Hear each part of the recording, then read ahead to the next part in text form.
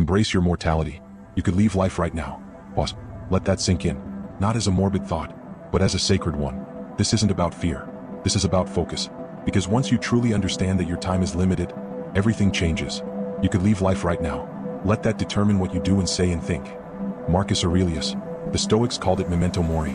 Remember that you must die, not to scare you, but to wake you up. Because death, they knew, is the great clarifier, the great refiner, the great equalizer. It strips away what doesn't matter. It sharpens what does. You think you have time. We all do. We say, I'll start next week. I'll say it when I'm ready. I'll fix it later. But what if there is no later? What if this moment right here is the only guarantee you ever get? Imagine living with that awareness. You'd speak more honestly, love more openly, forgive more quickly. You'd stop chasing things that don't nourish you. You'd start planting seeds that actually matter. Because when death is in the room, ego steps out. There's no space for pretense, only presence. This isn't theoretical. This is ancient practice. Seneca said, "Let us prepare our minds as if we'd come to the very end of life.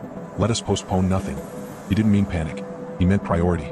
He meant live now, not recklessly, but reverently. And here's the beauty. When you remember death, you don't live less, you live more. You taste your coffee more fully. You hug a little longer. You listen more deeply. You hold fewer grudges. You waste less time. Death awareness creates life appreciation, because what you truly see is finite. You treasure.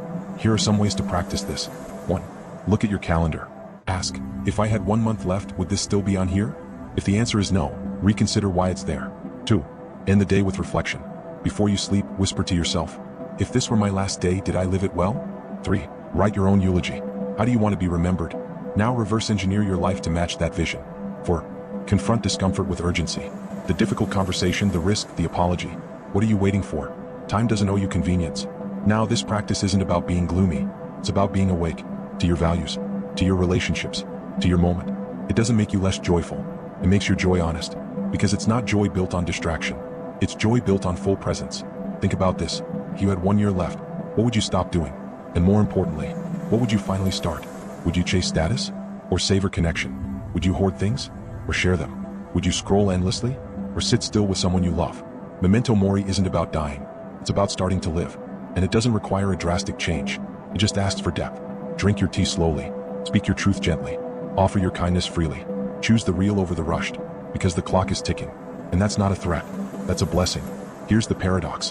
When you embrace death, you stop fearing life. You stop needing guarantees. You stop postponing your soul's work. You simply show up, open, unshakable.